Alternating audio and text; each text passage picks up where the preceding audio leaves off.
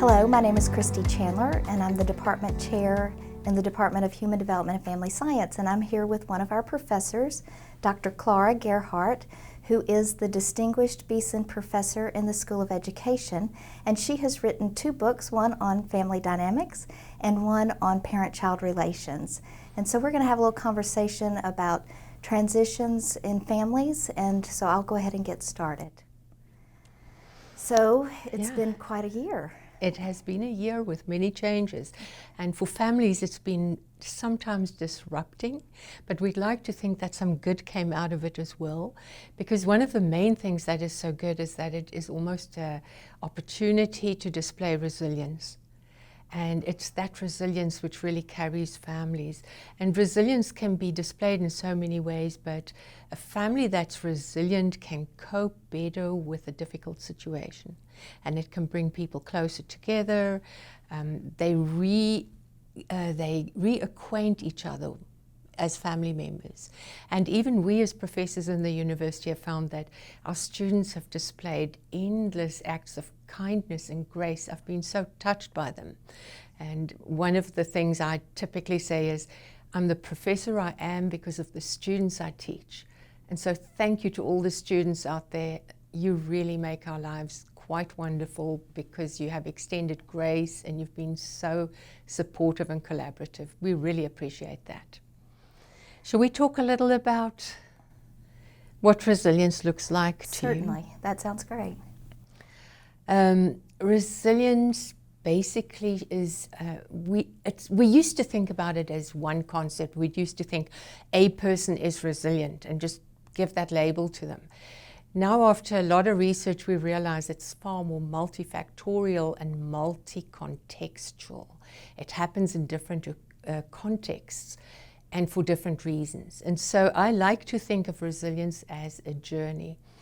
It's a journey from a place of potential challenge or difficulty where we then find our inner strength and we are supported by the others in our environment. And with all these external supports, we reach our goal. And sometimes we think of the home as an umbrella that shelters people, and provides all these caring qualities. And that is one of the main factors in resilience, that you know somebody really has your back. There's that safety net that you can rely on. But Kristie, you've got a wonderful model about resilience and how it's displayed. Let's talk about that for a minute. So one of the things that we've been looking at is what makes the difference between one family who encounters a stressful situation and they kind of move on through the stressful situation versus a family who encounters a stressful situation and it becomes a crisis in the end. So there's something called an ABCX model, which you're very familiar with. And I was wondering if you could tell us a little bit about that model and your perception on that. Great. That model was coined after the Second World War, and I think the whole population gone through a really difficult time, regrouping, rethinking, finding new values, a little bit like we're going through, but in a slightly different angle because our situation is a bit diffuse and really unique for this time.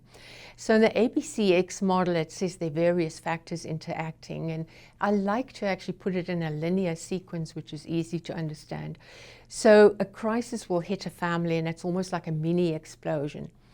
And when that explosion happens, it's like the elephant in the room. We have to stop and pay attention to it. And those crises can be anything. They can range from loss of income, loss of job, family illness, death in the family, a variety of things. And what they tend to precipitate is a lot of disorganization, so that family's got to regroup very quickly.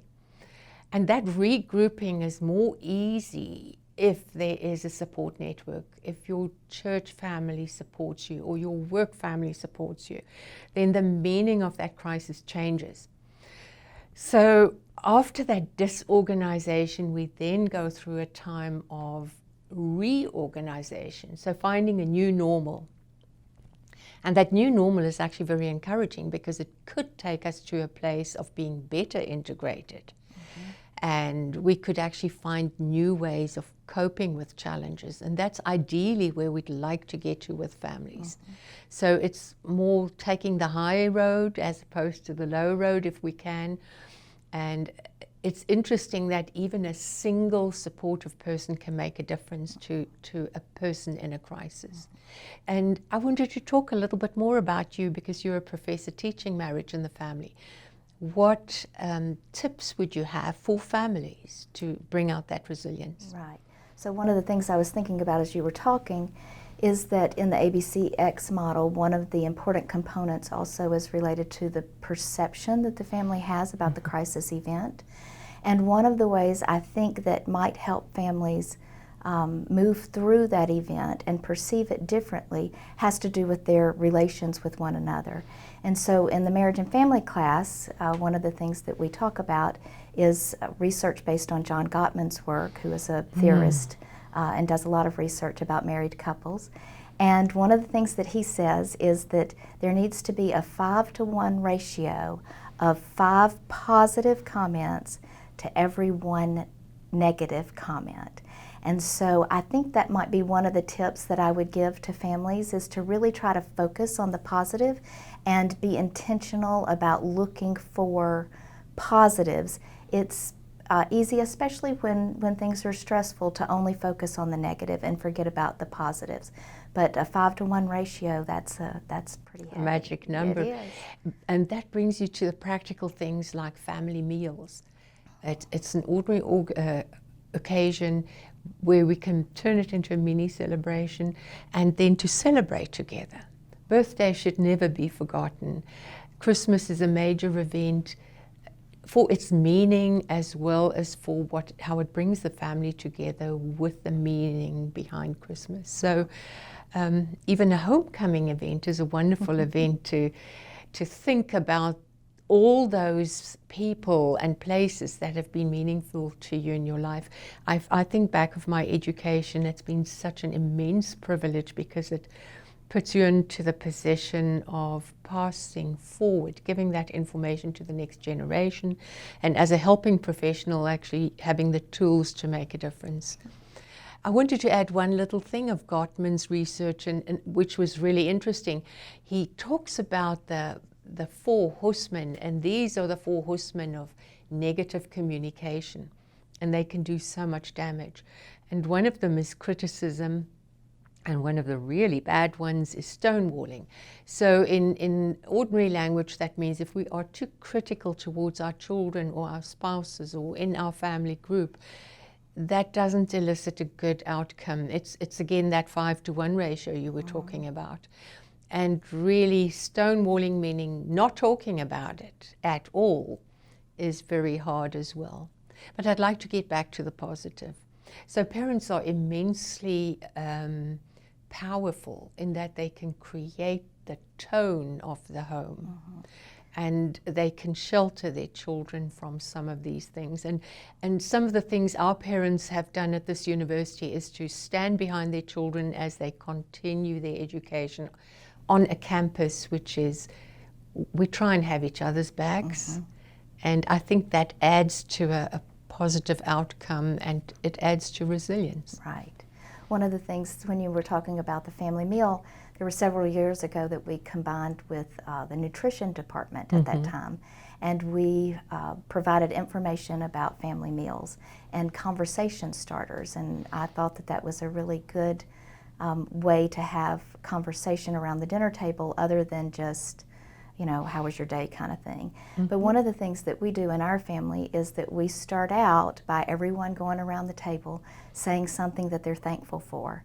And I must admit, during the days when we were all on lockdown, there were days that it was a little more difficult than other days to come up with something that we were thankful for. But I'm pleased to say that every day every one of us came up with something that we were thankful for. And it just kind of set the tone for the conversation. And recently I was reading something about passwords, which is going to seem a little odd, but one of the things related to passwords was that you could take your favorite movie and use some combination of your favorite movie in order to change up your passwords. And it made me think, I don't know if I know all of my children's favorite movies. And I thought those would be the kinds of conversation starters that we could have at the dinner table. And, you know, if it's too awkward to start a conversation, you might say, hey, we need to change our password. So tell me what your favorite movie is, and let's see if we can move into something like that. And we can start these tips at a very young age. I've shared meals with my grandchildren, and in their environment, they've been taught at dinner table, they talk about one thorn and one rose, or one thorn and two roses. And so it's become a shorthand for what were your roses today. Oh, that's great. And I think it's a great concept of just refocusing on gratitude even in this time. And personally, I'm so grateful for this academic environment where we really form a team and provide resilience and growth potential to our work environment. Right. I think you're absolutely right. And one of the simple ways, one of the other tips recently that I was teaching to my class is to say thank you. I know it seems odd, but oftentimes I know as a parent I would sometimes forget to say thank you to my kids when they did things that I was expecting them to do anyway. But it's still nice to be thanked for those kinds of things. And so I do think that saying thank you is really important, and I would like to thank you for being such a wonderful colleague and a friend. Through all these years that we've worked together, it has been quite a treat for me, and I've learned and I've learned so much from you and grown so much. So I greatly appreciate that. Thank you. Thank you, and thank you. The feeling is mutual. I thoroughly enjoy being a member of this school and this team, and the honor of being your colleague. Thank you.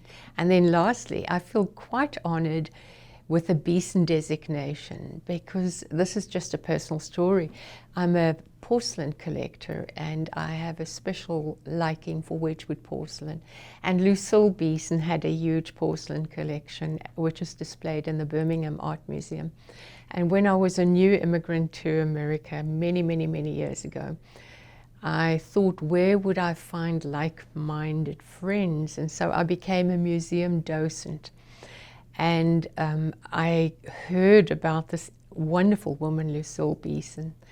And so 30 years later, to then have the Beeson honor in the title is to me like a circle that was completed. So thank you, and thank you, Kristie. Well, I can't think of a better person to have that designation. Thank you. Congratulations.